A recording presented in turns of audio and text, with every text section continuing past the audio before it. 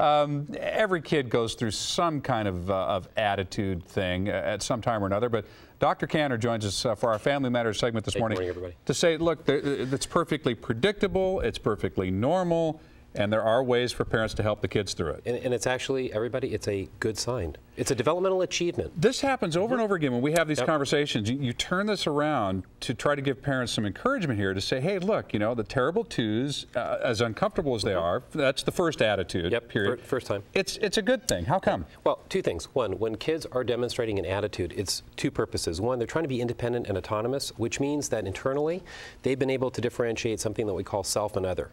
Number two, as they're becoming more autonomous, they fear being too dependent on parents.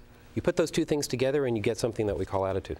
So what are they demonstrating? A conflict? It's within an internal conflict? Internal conflict of feeling somewhat vulnerable. So they don't want to feel, again, regressed and too dependent on mom or dad. And secondly, a really wish to be independent, be able to stand up on their own 2 feet, and in a sense demonstrate how they're feeling about things. So they didn't suddenly just decide to argue with mom and dad just for the sake of argument? No, it's internal and it's unconscious. They're not thinking, I'm going to do this to irritate my parents. Even the teenagers aren't thinking that way. It's not internally predicted.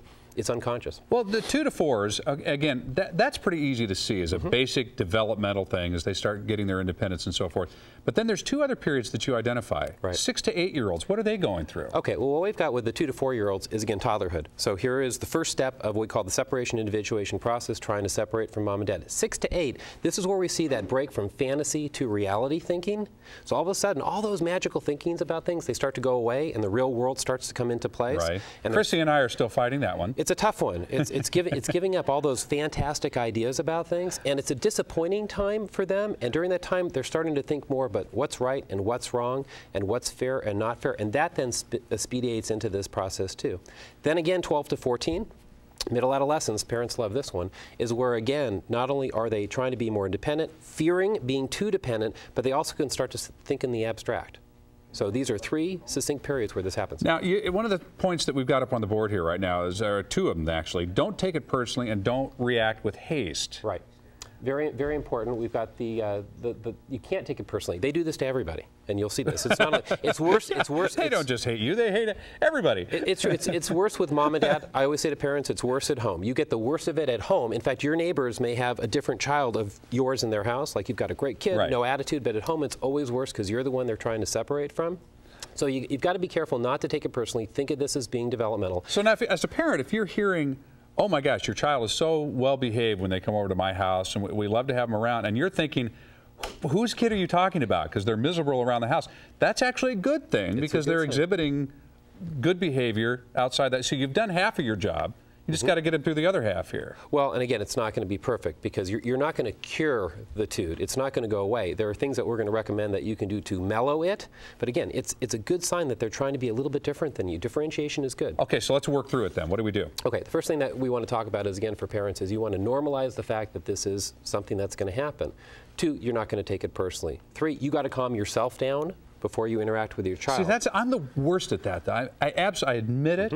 I'm the worst. I get attitude from either one of my kids. And you take the bait. I take the bait immediately. Right. I mean, yep. And then what happens is, because your kids are high functioning and really well developed, is then they feel guilty. And when kids feel guilty that they've hurt their parents, even though they might respond negatively, they feel bad. Out of feeling bad, guess what? They act out more. Okay, so it's now you're in a cycle. Now you're in a cycle. So out of feeling guilty, they'll actually start to do worse things because they feel bad and internally feel like at times they deserve to be punished. So you have to be careful, second point, of identifying to them what you think they're feeling.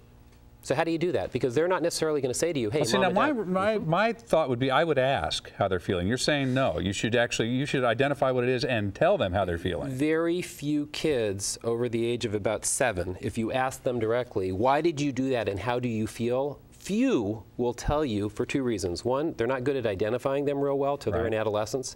And secondly, because again, they're trying to be differentiated from you and they're being separate. So because of these types of things, you will necessarily put them in a state where they don't know. So you have to take a stab at what they're feeling based on what they do. So we say parents have to be very good detectives at determining what is my child's behavior telling me about what they're feeling inside. You have to ask yourself that question. Then you go to your child and say, you know what? I have a feeling that you're telling me you're feeling this way. And that's helpful for you because you're feeling like you're helping them. For them, you're giving them insight. With that in itself, in many cases, that itself will lower the attitude, just by identifying and putting it into words. Totally different approach than what we're used to. Very different. We're usually, taught to let's start a dialogue and let's find out what's going on, but not in this case with attitudes. It's great with late adolescents. A 16-year-old, they'll talk to you back and forth. Right. Under that, no, you've got to tell them what's going on, how they're feeling, be empathic, be nurturance, and then you guide them into what's okay. What would be an okay way for them to tell you that? Got to go to the blog for this one, because I know Good there's a huge discussion there. And examples and a step-by-step way of helping mellow the tune. Fox6.com. Go to Dr. Cantor's blog. It's always great to see you. See you, Mark. See you next week, everybody. I'll go home and be a little bit better, Daddy, maybe. Take a deep breath. Maybe. Yeah, take a deep breath. Breathe. All right, 8:26, weather and traffic on the